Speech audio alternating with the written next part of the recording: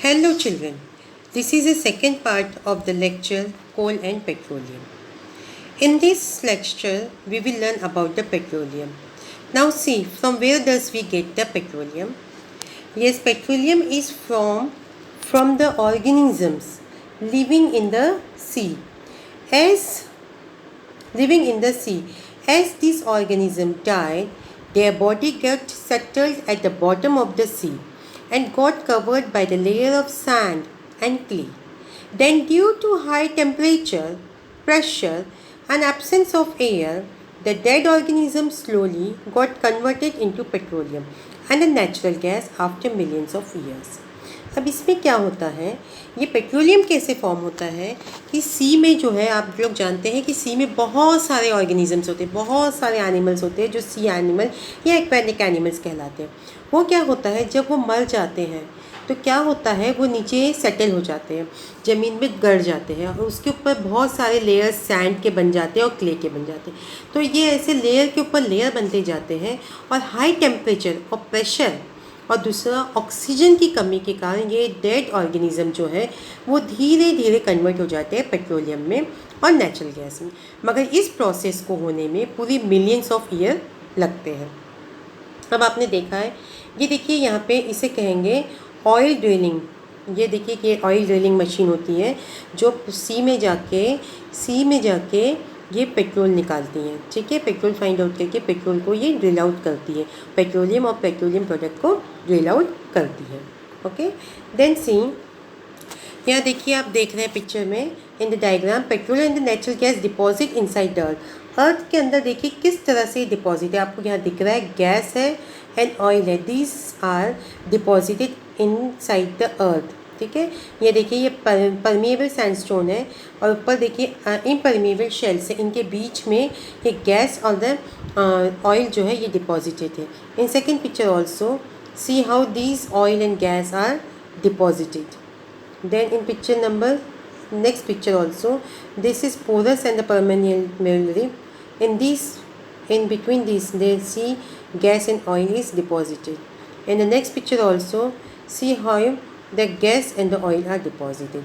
These pictures shows how the gas and the petroleum, natural gas and the petroleum are deposited inside the earth. Now see refining of petroleum. Refining मतलब हमें petroleum, जैसे अभी आपको मैंने बताया कि petroleum के साथ और भी प्रोडक्ट निकलते हैं, तो उन सब प्रोडक्ट को मेन पेट्रोल से अलग करने की प्रोसेस को हम कहेंगे refining. So what is this here? Petroleum is a dark oily liquid. आपने सबने देखा होगा पेट्रोलियम कैसी होती है, डार्क होती है और ऑयली लिक्विड होती है विथ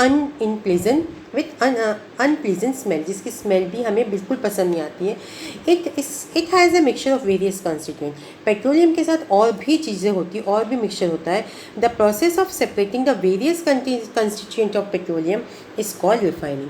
अभी जो मैंने आपको बताया कि पेट्रोलियम के साथ उसके साथ और भी चीज़ें होती हैं, उन सेपरेट करने की प्रोसेस को हम कहेंगे रिफाइनिंग ऑफ पेट्रोलियम. और ये जो है ये पेट्रोलियम रिफाइनरी में होती है. ये देखिए, आपको ये दिख रहा है कितने बड़े यहाँ पे एनलार्ज ये सिस्टम है. This is what called the petroleum refinery. इसमें होता है पेट्रोलियम के अलग अलग कंपोनेंट को अलग अलग पार्ट में कन्वर्ट करना. अब देखिए पेट्रोलियम रिफाइनिंग में ऐसे क्या होता है.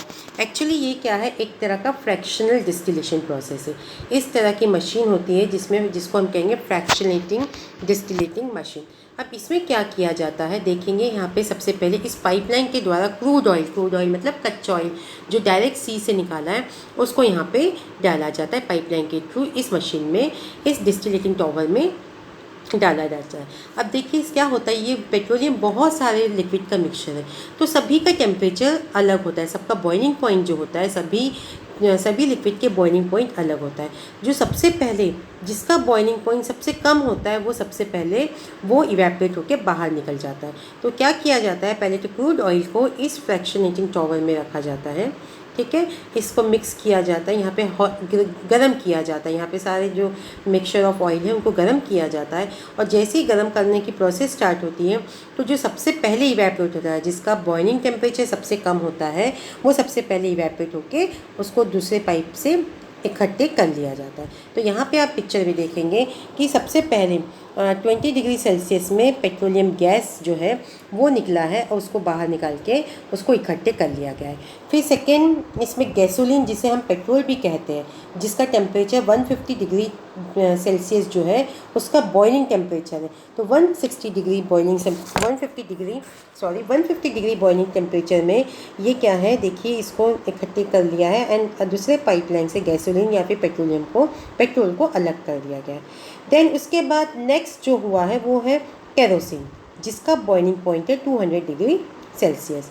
तो 200 डिग्री सेल्सियस में ये बॉईल होता है। जो जैसे ही बॉईल होता है तो ये इवेपोरेट होना शुरू हो जाता है, और जैसे ही इवेपोरेट होता है तो उसकी स्टीम्स को दूसरे पाइपलाइन के द्वारा इसको इकट्ठे कर दिया जाता है। देन वैसे ही डीजल है, ये बॉइलिंग पॉइंट इसका 300 डिग्री सेल्सियस। जैसे 300 डिग्री सेल्सियस में बॉईल होता है तो उसके स्टीम को इकट्ठा करके दूसरे पाइपलाइन से इकट्ठा कर लिया जाता है। In the same way the industrial fuel oil also boil at 370 degree Celsius. इसको भी इकट्ठा करके दूसरे पाइपलाइन के द्वारा इकट्ठा करके इसे दूसरे इसमें ट्रांसफ़र कर दिया जाता है। And after that lubricating oil, जिसे हम लुब्रिकेटिंग ऑयल या फिर पैराफिन वैक्स जो है उसको, जो सबसे लेट बॉईल होता है जो है 400 डिग्री सेल्सियस में वो बॉईल होता है, तो फिर उसको बाद में लास्ट वाले पाइपलाइन से निकाल दिया जाता है, जिसे हम बिटुमेन भी कहते हैं। तो अब आप देखेंगे कि ये जो है इन सब गैस का यूज़ कहाँ कहाँ होता है। जैसे petroleum gas is use in fuel in home and industry, घर में फ्यूल के तौर पे या इंडस्ट्रीज़ में भी इसका यूज़ किया जाता है। देन जिसको हम लिक्विफाइड पेट्रोलियम गैस के नाम से भी जानते हैं, petroleum gas in liquefied form. Liquefied petroleum gas जो गैस सिलेंडर में उसको बहुत ज़्यादा प्रेशर करके भरा जाता है, लिक्विड फॉर्म में कन्वर्ट कर दिया जाता है, इसलिए इसको लिक्विफाइड पेट्रोलियम गैस कहा जाता है। देन पेट्रोल, अब पेट्रोल कहाँ यूज़ किया जाता है आप सभी जानते हैं, मोटर फ्यूल में, एविगेशन फ्यूल मतलब एरोप्लेन जो होता है उसमें, सॉल्वेंट फॉर ड्राई क्लीनिंग, और ड्राई क्लीनिंग जब कपड़े हम देते हैं ड्राई क्लीनिंग के लिए तो वहाँ पे भी सॉल्वेंट की तरह पेट्रोल को यूज़ किया जाता है। Then kerosene is use for the stove, lamp and for the jet aircraft. ये स्टोव में करते हैं, लैम्प स्टोव केरोसिन लैम्प्स भी होते हैं, और जेट के एयरक्राफ्ट जो होते हैं उसमें भी केरोसिन यूज़ किया जाता है। Then diesel is use fuel for the heavy motors, जो हैवी मोटर्स होते हैं बड़े बड़े जैसे ट्रक्स होते हैं उनमें जनरली डीजल का यूज़ किया जाता है। व्हीकल्स, देन इलेक्ट्रिक जनरेटर, जो जनरेटर है जिससे अगर इलेक्ट्रिक जनरेटर मतलब जैसे लाइट चली जाती है तो जनरेटर जब ऑन करते हैं तो लाइट आ जाती है, तो this electric generator diesel is use as a fuel.